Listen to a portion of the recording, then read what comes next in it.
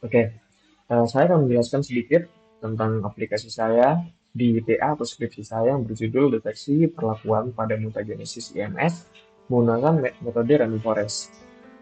Nah, sebelumnya ini adalah aplikasinya. Eh, Sebelum masuk, user akan diarahkan ke autentikasi page terlebih dahulu, yaitu login atau register. Nah, di sini ada dua role-nya untuk user, yaitu yang pertama itu adalah peneliti, ya, yang kedua juga itu adalah peneliti. Tetapi di sini peneliti yang kedua ini dinamakan kurator. Nah, kurator ini mempunyai hak lebih, yaitu untuk memverifikasi lalu memasukkan data yang telah diprediksi itu untuk masuk ke model. Karena dua-duanya kurang lebih sama, dan kurator mempunyai hak lebih, maka saya akan login dengan role kurator.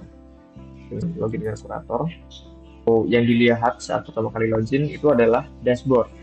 Nah, di dashboard sini terdapat banyak statistik seperti total treatment, average success rate, terus temperatur optimal bagi tanaman, lalu performa tiap spesies, spesies akhir-akhir ini, dan konsentrasi IMS di tiap persenan tersebut.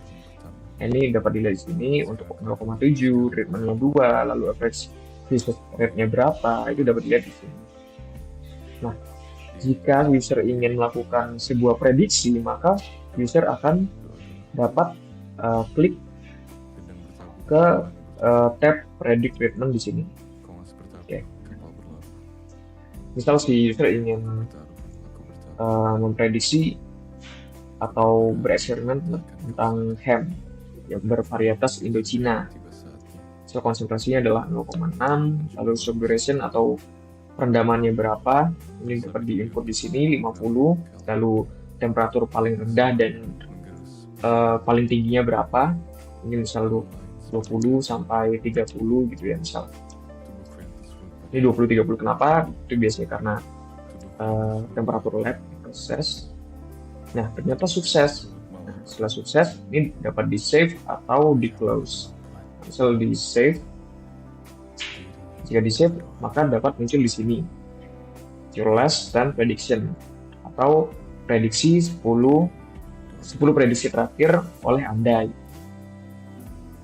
Nah, data yang telah diprediksi oleh user juga masuk ke dalam page browse, yang dimana ini dapat dilihat oleh semua user atau peneliti. Nah, apa gunanya? Untuk peneliti biasa atau user biasa, itu dapat untuk dijadikan sebuah patokan eksperimennya. Nah, misal ternyata sebelum treatment, si peneliti ini ingin yang namanya eksperimen tentang atau eksperimen tentang tanaman watermelon atau ham. Maka si peneliti ini dapat ke browse ini, lalu filter spesiesnya, misal tadi apa, ham Indochina gitu. Ini dapat dilihat eksperimen apa saja yang telah dilakukan oleh semua user. Nah, dan ternyata ini sukses di konsentrasi segini dan sekian ini 0,6 dan 0,8 dan subduration-nya segini. Nah, maka si peneliti ini dapat mengambil parameter sesuai prediksi atau eksperimen yang telah dilakukan oleh si user tadi. Nah, misal si peneliti ini rada apa ya namanya ya, ingin melakukan sebuah eksperimen yang konsentrasinya itu gagal, yang diprediksi oleh sistem itu gagal. Tetapi saat dilakukan eksperimen, outputnya itu adalah berhasil.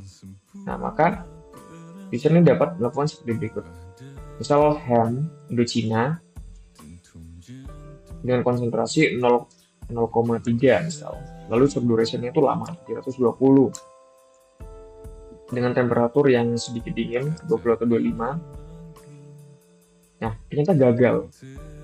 Tapi saat eksperimen malah berhasil. Nah, sebagai kurator atau peneliti, itu dapat nge-override result atau edit resultnya. Nah, dengan cara klik button di sini, lalu klik salah satu radio button di sini. Nah, dengan di kasus yang tadi sukses, maka saya klik sukses di sini, lalu save. Nah, dia akan muncul di sini yang terbaru. Nah, ini sukses dengan konsentrasi sekian 0,3. Nah, tetapi untuk peneliti yang ingin bereksperimen tentang ham dengan varietas Indochina dengan konsentrasi yang segini lagi dan short duration segini, sekian, sekian, dan sekian, itu ternyata gagal juga.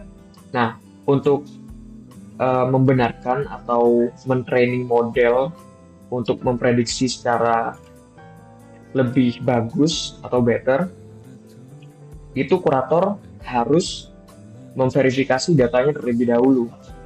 Nah, dengan cara seperti berikut. Ini saya login dengan kurator. Nah, kurator di sini dapat klik button di sini, verified ini, klik. Nah, ini akan berubah menjadi hijau.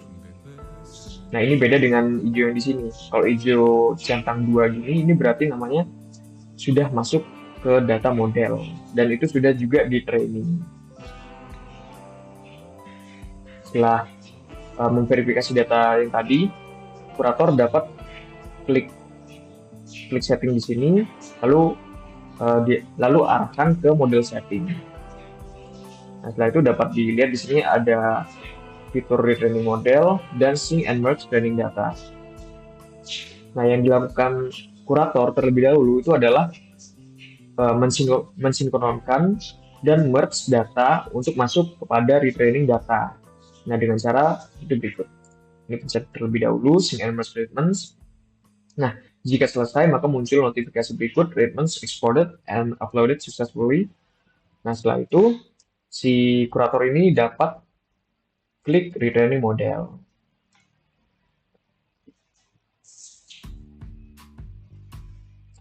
Nah, setelah di retraining model, ini dapat dilihat evaluasinya. Nih.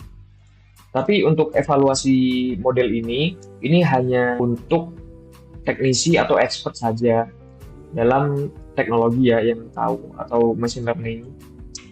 Jadi peneliti seharusnya hanya berpatokan pada sini aja, yaitu model accuracy score. Tapi untuk teknisi atau maintainer dari web dapat melihat sejauh mana sih model ini performanya. Dapat dilihat seperti key fault-nya, lalu classification report-nya, dan lalu confusion market-nya juga muncul di sini. Nah, setelah itu di browse di sini data yang tadi itu udah centang 2 seperti berikut yang ditandakan bahwa maksud saya data ini sudah masuk ke model yang sudah di retraining. Jadi jika peneliti yang baru atau jika peneliti ingin melakukan suatu eksperimen lagi tentang ham Indochina dengan konsentrasi sekian lalu parameter sekian, maka nanti model seharusnya sudah memprediksinya dengan benar. Oke, mungkin itu saja dari saya untuk demonstrasi bagaimana cara penggunaan aplikasi di IMS Sense ini. Kurang lebihnya mohon maaf dan terima kasih.